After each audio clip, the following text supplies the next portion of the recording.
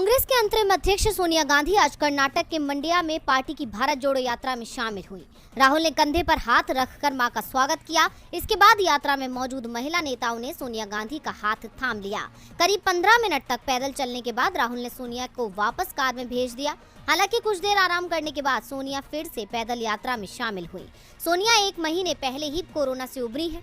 अभी उनका स्वास्थ्य पूरी तरह से ठीक नहीं है, लेकिन उसके बावजूद वो यात्रा में शामिल हुई। कर्नाटक से सोनिया गांधी का गहरा रिश्ता है। जब कभी गांधी परिवार पर राजनीतिक संकट आया है, तब दक्षिण भारत ने उसे मुश्किल से उबारा है। भारत की पूर्व प्रधानमंत्री इंदिरा गांधी ने भी दक्षिण भारत की सीटों से लोकसभा चुनाव लड़ा था।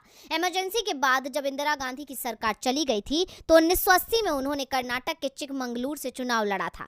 इंदिरा गांधी ने आंध्र प्रदेश के मेंढक और यूपी के रायबरेली से नामांकन दाखिल किया था। हालांकि बाद में उन्होंने रायबरेली की सीट छोड़ दी थी।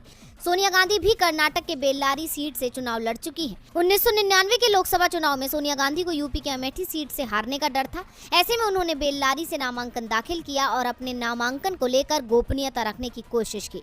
हालांकि बीजेपी को ये बात पता चल गई और उन्होंने सोनिया के खिलाफ सुषमा स्वराज को मैदान में उतार दिया। सुषमा स्वराज इस सीट से 56,000 वोटों से हार गई थी। आज फिर सोनिया गांधी कर्नाटक पहुंची हैं। ऐसे में सोनिया गांधी को दक्षिण भारत से काफी उम्मीदें हैं।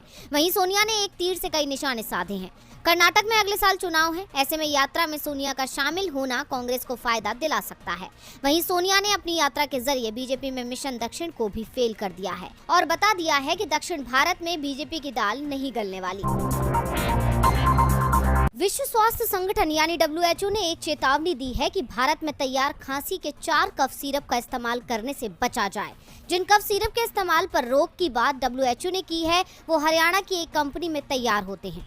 WHO की चेतावनी के बाद केंद्र सरकार ने भी जांच शुरू कर दी है। स्वास्थ्य मंत्रालय ने बताया कि WHO ने भारत सरकार को इस बारे में सतर्क किया है। दावा किया जा रहा है कि कफ सिरप का निर्माण हरियाणा के सोनीपत में मेसर्स मेडेन फार्मास्यूटिकल लिमिटेड द्वारा किया गया है। साथ ही ये भी जानकारी मिल रही है कि इस सिरप को केवल गाम्बिया को ही भेजा गया था।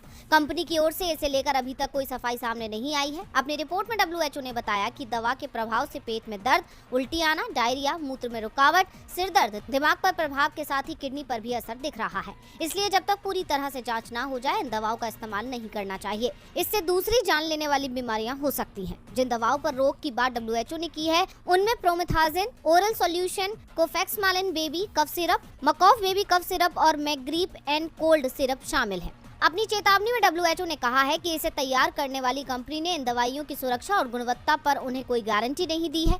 भारत सरकार ने मामले की जांच तो शुरू कर दी है। साथ ही दावा किया है कि इस बारे में अभी तक उसे WHO की पूरी रिपोर्ट नहीं मिली है।